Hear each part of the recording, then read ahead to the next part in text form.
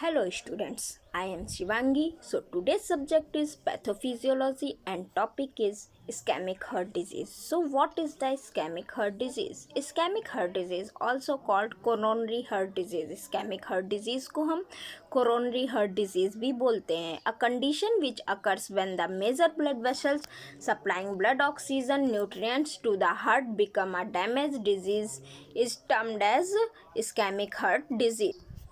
वो कंडीशन जिसमें क्या होता है कि जो ब्लड वेसल्स होती हैं, ज़्यादातर ब्लड वेसल्स जो होती हैं वो हार्ट को ब्लड ऑक्सीजन या न्यूट्रिएंट प्रोवाइड करने लगती हैं, जिससे क्या होता है वो डैमेज हो जाता है और जो डिज़ीज़ होती है उसे हम इस्केमिक हार्ट डिजीज़ बोलते हैं.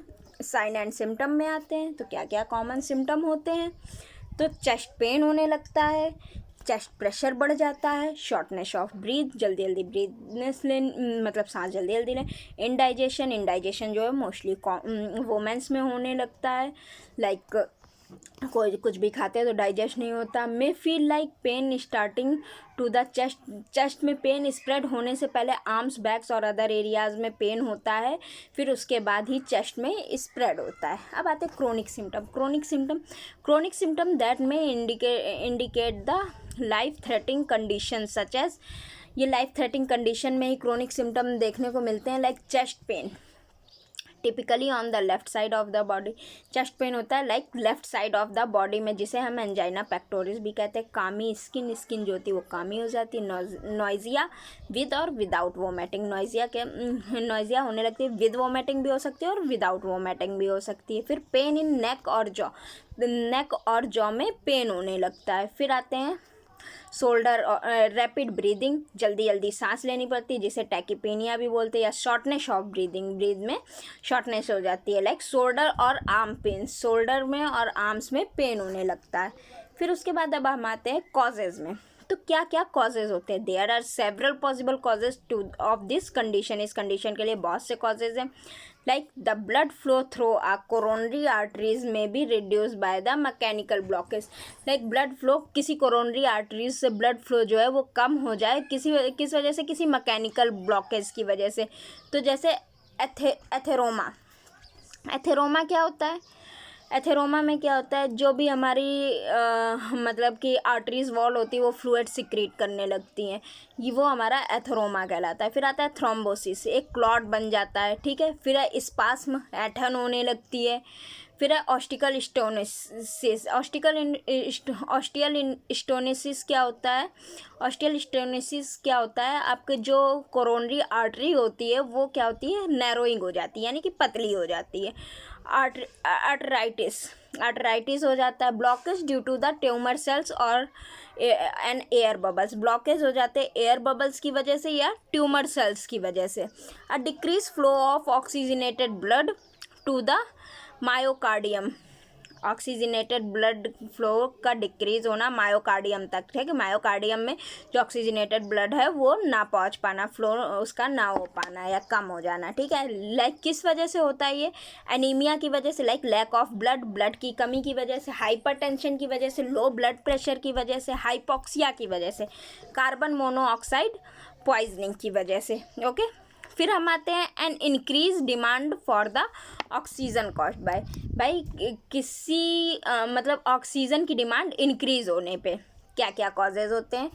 एक्सरसाइज और टू मच फिजिकल एक्टिविटीज़. ज़्यादा एक्सरसाइज कर लो या ज़्यादा फिजिकल एक्टिविटीज़ कर लोगे तो ऑक्सीजन की डिमांड ज़्यादा होने लगेगी.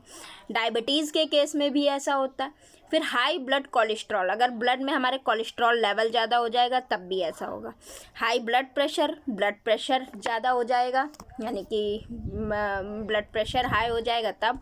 ओबेसिटी के टाइम पे और स्मोकिंग के टाइम पे. अब हम आते हैं ट्रीटमेंट क्या है. Drug therapy is commonly used for treatment of ischemic heart disease and includes.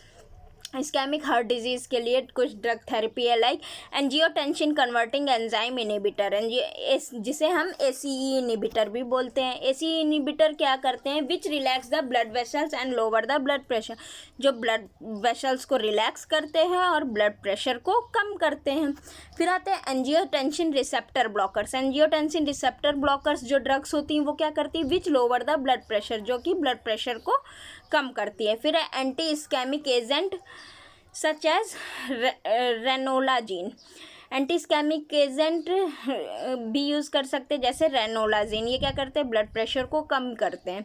फिर आता है anti platelet drugs. Anti platelet drugs क्या होती है, which prevent the formation of blood clot, जो ब्लड क्लॉट के फॉर्मेशन से प्रिवेंट करती हैं।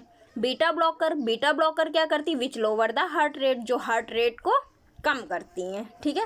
Calcium channel blockers, calcium channel blockers भी दे सकते हैं। कैल्शियम चैनल ब्लॉकर्स क्या करती है, which reduce the workload of heart muscles, जो हमारा हार्ट मसल्स है उसके वर्कलोड को कम करती हैं। फिर नाइट्रेट्स, नाइट्रेट्स किस लिए देते हैं, विच डायलेट द ब्लड वेसल्स, जो क्या करती हैं, ब्लड वेसल को डिलेट करती हैं। फिर है स्टैटिन, स्टैटिन क्या करती है, जो हमारे ब्लड में कोलेस्ट्रॉल लेवल होता है उसको कम करती हैं।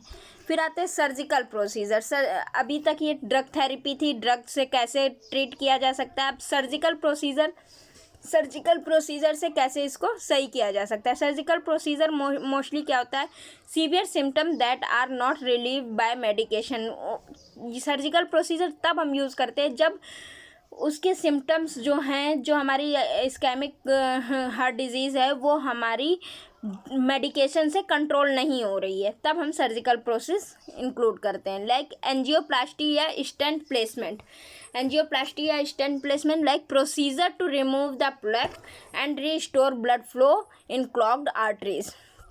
क्या होता है, प्लेक को मतलब कि रिमूव कर देते हैं और ब्लड फ्लो को क्लॉग्ड आर्टरीज से दोबारा रिस्टोर किया जाता है। फिर आता है coronary artery bypass grafting, like procedure that helps to restore the blood flow to the heart by routing flow through the transplanted arteries।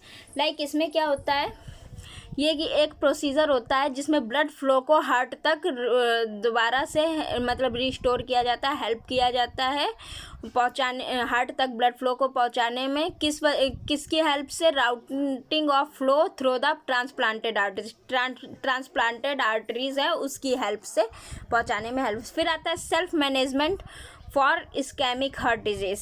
Self management कैसे करें इस्केमिक हार्ट डिजीज़ का, in condition of drug therapy and surgical procedure it may be improved by following some daily routines. मतलब कुछ additional drug therapy है like surgical procedure जो कि improve कर सकती हैं, डेली रूटीन से इम्प्रूव किया जा सकता है। लाइक हेल्दी और लो कोलेस्ट्रॉल डाइट, हेल्दी डाइट लें या लो कोलेस्ट्रॉल डाइट लें तो हमें इस्केमिक हार्ट डिजीज़ को मतलब कि रिड्यूस करने में हेल्प मिलेगी। Carefully management of diabetes if applicable, carefully manage करें डायबिटीज़ को अगर एप्लीकेबल हो तो। रेगुलर फिजिकल एक्टिविटी और एक्सरसाइज, रेगुलर एक्सरसाइज करें और फिजिकल एक्टिविटी करें। मेंटेन नॉर्मल ब्लड प्रेशर को नॉर्मल मेंटेन रखें। रिस्ट्रिक्ट टम्बैको यूज़ को रिस्ट्रिक्ट करें या टम्बैको यूज़ ना करें। Okay, thank you.